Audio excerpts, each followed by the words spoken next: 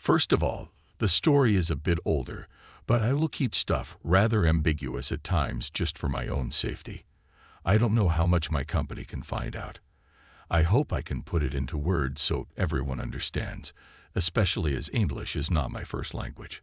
Also, there will be a TLDR at the bottom. Also, there are some Google translations in this, so please be merciful. So, let's get started. I started working in logistics at a company that builds things. That was just as COVID was starting, actually. When I started, we were 5 people in the team, but one of the guys quit soon after. This is important because it was a very good insight into how my department operates when they don't need or want a certain someone around. They will not outright fire you, since then they have to pay you a severance. But instead, they will bully you into quitting. I saw pretty much the whole package, excluding them from meetings and important events, putting them down in public, lecturing them, never noticing good work done, but always making sure everyone knows about work that is poorly done, drowning someone in work, and then berating them when they inevitably can't keep up. It was outright childish at times. I didn't register it at the time, but it was a really valuable lesson for later. I was put in charge of managing our overseas suppliers, among other things. About half of our material came from overseas, most of that from China. While it seems like a big task for someone new, it wasn't done out of malice. Genuinely, everyone believed we were going to get a guy in China for the Chinese supplies. Then I'd be left for the handful of others. It seemed fair. But we never got that guy for China. And I was left with all overseas suppliers. Another important thing is that just in this project, the company had decided to change the workflow for overseas suppliers. This is because due to COVID, the price of shipping containers had exploded. To explain it as simply as possible, previously the suppliers were responsible for filling our containers and bringing them to the harbor. We were responsible for picking them up from the harbor and bringing them to us. However, due to demands and many other things, sometimes we just needed 2 or 3 pallets of parts, where a dozen or more could fit inside a container. So we were shipping a lot of air. The new workflow would have the suppliers bring the parts to an external warehouse, one in the US, one in China. Then we would load them into containers to get the containers as full as possible, and then bring them to the harbor and then into our plant. This way we needed to rent far fewer containers. This complicated things because it erased the direct contact from us to the suppliers. And there was no official method how we were going to keep in contact with suppliers. Tell them how many parts we need, how to package them, if there were any changes requested, etc. During that time, I was left mostly alone to deal with it, and I set up a system with Excel. It was mostly manual, rather simple, but it worked well. It worked so well that one of the suits even chatted with me about it for a bit since he wanted to make it a standard in future projects. And also, this is very important, I was the only person who actually knew all our overseas suppliers and their contacts. Some of you might be able to tell where this story is going already. So during that entire time, nobody had actually bothered to ask me to explain to them how my system worked and where I kept track of all the supplier contacts. All of this data was hidden on like slide 800 of some Excel file I had saved in a folder titled Part Pictures, which was otherwise filled with pictures of parts. Now moving forward. As COVID began dying down, the department for whatever reason decided they don't need me anymore. I have theories but nothing certain, so I will just leave it at that. I pretty much saw precisely the same thing go down as I had seen with that one guy who had left shortly after I started. All the bullying. I thought to myself at first that if I pull through and keep doing a good job, and I believe I did a good job, they would eventually cool down. But they didn't. After 2 months of that, I said fuck it, and decided to just sit out and endure until the Christmas bonus we get every year, and then hand in my notice. And also, I just delayed teaching anyone how my system worked until I was gone. And that is pretty much how it happened. Off topic. For my own future employment, I actually lucked out. One of the local suppliers I was managing had a really chill guy as managing director. I gave him a call, explained I was about to be unemployed, asked if they needed staff. He then called me in to an interview. We talked about Anine for an hour while his HR lady looked confused about what a Attack on Titan was, and he told me I can come in the moment I am done with my, then, current job. Back on topic, a month into working at my new job, I got a call from my old job, the department manager. To his credit, he was always a reasonable guy. He told me in plain words that they have no idea where TF to even start with the Chinese suppliers. He then offered me my old job back with a very respectable pay increase. I explained that I already had a new job. 2 days later, I got another call where the same manager offered me many times my monthly salary just to come in for 1 week and instruct my old team in how my process functioned, introduce them to all the contacts, etc. I told him I refused because of the way I had been treated by them when I worked there. He said that he understood and wished me luck at my new job, and hung up. The reason I am writing this story now, this week I randomly got in touch with some of the people in the transport department from my old job.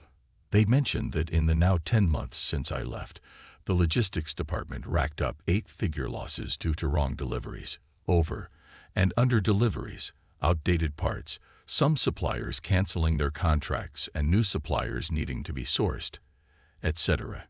And all the blame for that fell on my old team. My new job is fine. It's not the best job, but I get to travel a lot and get nice bonuses for it. My boss isn't around much since he married. I do sometimes regret not taking that offer for a week as an instructor. Next story. When I was younger, especially throughout middle school, I dealt with bullying and toxicity constantly. I've never been much of a Reddit user, but I decided to post my story after watching some of these on YouTube. This situation happened when I was in 7th grade. During that time, I was progressively bullied by a group of kids I will call the Goonies. I'm not a small person, and I never have been around that time. I was around 5'11", 150 pounds. Although I'm big for my age, I've never been one to fight back. I have impulse control issues and ads, so when I get worked up, I have a hard time calming down, or I got overboard. Even so, I can mostly hold back my emotions when on medication. The Goonies, the group of kids who constantly made my life hard throughout my school experience. The group comprised of 5 to 6 kids, mostly small, and on the football team, but due to their numbers they had an advantage over most people in my school. They preyed consistent on people who were without a group. Most of the time they just took food items during lunch and asked for money from others. On the bad days, they would fight others and take whatever they wanted. They had been preying on me and my group of friends for a while, mostly talking shit and taking food. This time was different though. I had worn my grandfather's chain and crossed to school I had gotten as inheritance when he passed the week before. When I tell you it meant a lot to me, it did. My grandfather was my pride and joy. We had the best relationship as my father was mostly out of town working. He has never been in the best health, but he got lung cancer a few months before and passed on. The chain was all I really had besides some model train sets and a ukulele. That day I wore my chain to remove some of the grief I was feeling from his passing to make it through the day. My friends knew about the passing and were trying to comfort me throughout the day. But the one class I don't have with them was gym, and in our school we are required to remove jewelry before class. That part was uneventful. The problem was when I went back into the locker room. All of the goons had gym the period after, and I would see them as I was in the locker room. As I walked in and took my chain out of my locker, one of them took notice and immediately asked what I had in my hand. I, of course, wanting not to cause problems, said nothing important. I went to the bathroom to put it on, and when I walked out, all of them were waiting for me. They started to tell me to give them what was around my neck. In the moment, I was on the verge of tears, because I didn't want to lose one of the only things I had left to remember my grandfather. So I made a run for it. They blocked a door and started punching and kicking me. I didn't want to cause a fight because I knew it would get out of hand, and I up until then had a perfect school record. When they stopped, I sat up and started to try and leave. The main Goonie, the leader of the pack, grabbed the chain and ripped it of me, breaking it and mangling the cross that my grandfather took such pride in. He started laughing as I stared at him in pure disbelief. I saw a red. I lost it and started pummeling the main kid, grabbing him by his collar and smashing his head over and over again into the concrete, while his friends watched, screaming to stop trying to pry me away. The gym teacher heard all of the commotion. I don't know how he didn't hear me getting jumped before, and came in running, yanking me away from main goon and locking me in his office. He called the nurse and an ambulance. He was freaking out. I got suspended for 3 months only due to cameras in the hall that could see into the window of the door. It witnessed them jumping me. The only reason I didn't get arrested was that camera, thank God for technology. This might not seem like nuclear revenge yet, but here's the list you are waiting for. Injuries: fractured skull, broken nose, broken jaw, 8 lost teeth, and severe brain damage. He was out for 4 months with some time in the hospital. He didn't make it back onto the football team due to the fear his head would get hit. His grades also took a hit, and he had to repeat 2 years. My group, on the other hand, have been free from bullying ever since. Next story. But first, let's meet the cast. There's me, best friend, and of course the star of the show, Scumbag. First, a little bit of background. There was this homeless. He wasn't truly homeless. Scumbag, who I was sheltering in my house while he looked for a place to stay. I wanted to help him out and help him back on his feet. He had been problematic for a while. He was crapping in the trash can, pissing in soda bottles everywhere, and lying to everyone all the time. He wasn't even good at lying. He was one of those pathological liars who can't tell the truth to save their life. And when he got a BB gun, he shot out my neighbor's window. This will become relevant at the end. The list of sketchy stuff Scumbag did could go on for days, but that's not what I'm writing this about. Though it certainly does factor into the revenge. Now on to the main event. While one of my buddies needed a ride to the train station, and I was too tired to drive, so I let him take my car and drive him to the train station. When he came back, my front bumper was on the ground, and he duct taped it back on. He claimed that he was T-boned at an intersection and injured his leg. He went to the hospital, faked his injury, and came back with crutches, so I buy it. When I asked the police in the town he said it happened in, whom he said he had filed a report with, they told me no such event had been reported, and they had no clue what I was talking about. I later found out through my buddy who was in the car with him that he was doing donuts in a parking lot and hit a tree. So shame on me for letting someone drive my car, I know. It was a very stupid decision on my part. The cost of repairing my car came out to be $2,000, and I couldn't get insurance to cover it, so the repairs came out of my pocket. So I gave him the benefit of the opportunity to make things right and said, all right, pay for the cost of repairs, and I'll forgive the transgression. He already had a minimum wage job, so I expected him to pay me every week until it was paid off. After 2 weeks he stopped, so I took his £3 and safe as collateral and said I'd give it back when he paid me back, and if he didn't I'd sell it to cover the costs. A few weeks later, my best friend who was also staying with me had his wisdom teeth removed. He was in a ton of pain. That dental pain is the worst. Scumbag said he needed to go to the store. He let Scumbag take the bike to the grocery store, but after a while we became suspicious. He called saying the bike wouldn't start. I drove over to the store he said he was at, and he and the motorcycle were nowhere to be found. The store was 10 minutes away. We called him and said bring it back now or else we'll report it stolen.